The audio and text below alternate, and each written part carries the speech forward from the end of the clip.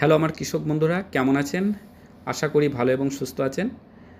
তো আজকে ধানের যে রোগটা নিয়ে আলোচনা করব সেটা হচ্ছে লক্ষ্মীর গু রোগ, যেটা ইংরেজিতে ফলস স্মুথ ডিজিজ নামে পরিচিত। তো ভিডিওটা শুরু করার আগে আপনার কাছে আমার অনুরোধ, আপনি যদি প্রথমবারের মতো আমার চ্যানেলে আসেন তো চ্যানেলটা অবশ্যই সাবস্ক্রাইব করে নেবেন, আর ভালো লাগলে অবশ্যই ভিডিওটা লাইক দেবেন। তো চলুন এবার ভিডিওটা শুরু করি।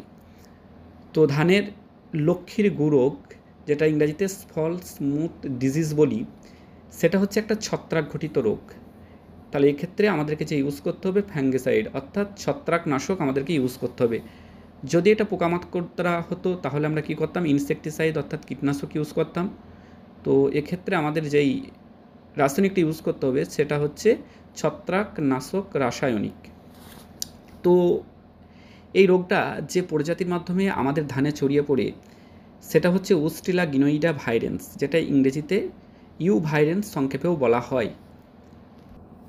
তো কী দেখে উপলব্ধি করবেন আপনার ধানের লক্ষ্মীর গু রোগ হয়েছে? তো ভিডিওতে দেখতে পাচ্ছেন, তারপর আমি একবার বলে দিচ্ছি, ধানের দানার আকারের পরিবর্তন হয়ে যাবে, বিকৃতি ঘটে যাবে, অনেকটা ছিটা দানা মনে হবে, আর একটা গোলাকার হয়ে যাবে, যেটা প্রথমে হলুদাভ সবুজ হবে এবং পরবর্তীকালে কালো বলের মতো আকার ধারণ করবে। তো ভিডিওটা দেখছেন, কম বেশি রোগটার সাথে সবাই পরিচিত।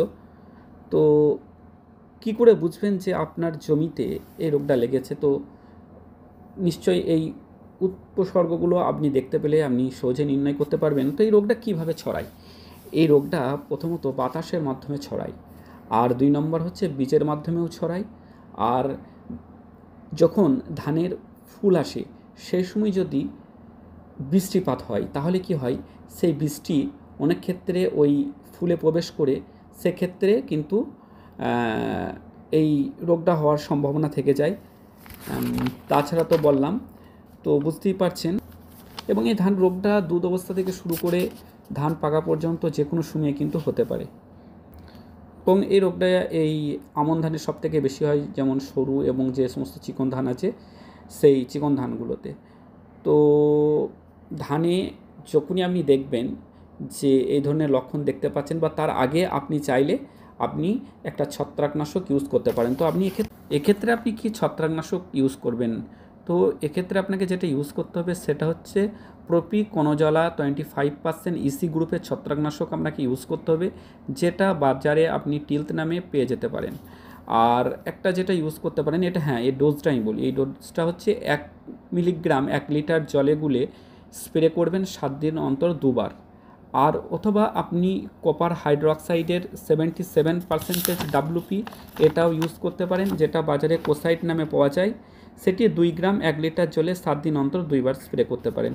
তো বেশ কিছু আমি কীটনাশক আমি আপনাদের সামনে এই মুহূর্তে তুলেও ধরছি। এই ছবিগুলো দেখে আপনি যে ছত্রাকনাশকের কথা বললাম, প্রপিকোনোজোলা 25% ইসি অথবা কপার হাইড্রোক্সাইড 77% WP, এই গোত্রের যে কোনো আপনি আপনার পছন্দ মতো বা আপনি দোকানে গিয়ে বিশেষজ্ঞদের পরামর্শ মতো আপনি কিন্তু ইউজ করবেন।